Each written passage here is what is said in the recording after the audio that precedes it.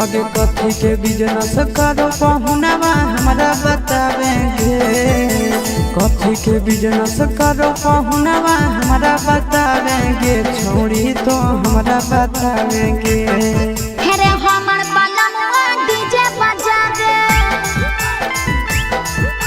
DJ बजावे छड़ी के नचावे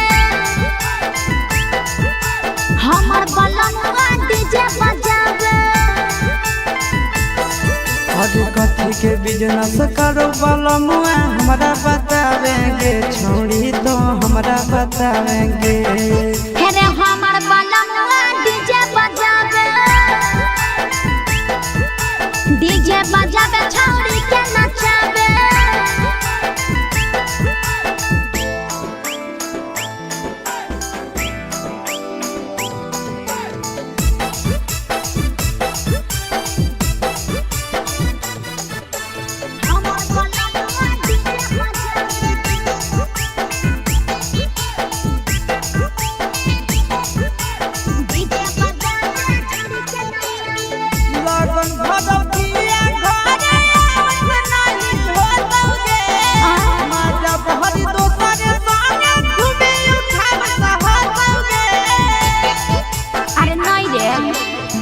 पिकअप पर बांध के पिया चारा गोडी जीरे भर लगन रहो है छाड़ा बड़ी बिजीरे बुझले। एही से बहलमुआ नहीं तोरा घरे देखावेगे।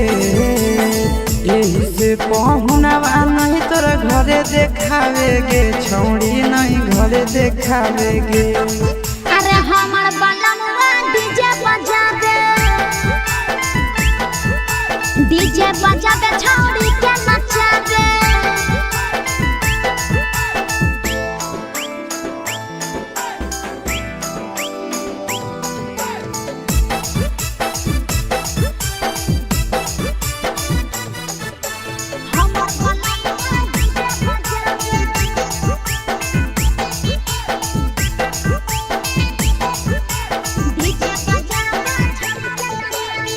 लाल पियर हरियर खूबे जरता लइटा लगे। आसी सनंदन के बजता झुमटा लगे। पागल कहीं पे सैया वाला डीजे के हमर सभे है दीवाना रे। बाजो हपै डीजे पर लिखल प्रिंस प्रिया के गाना रे।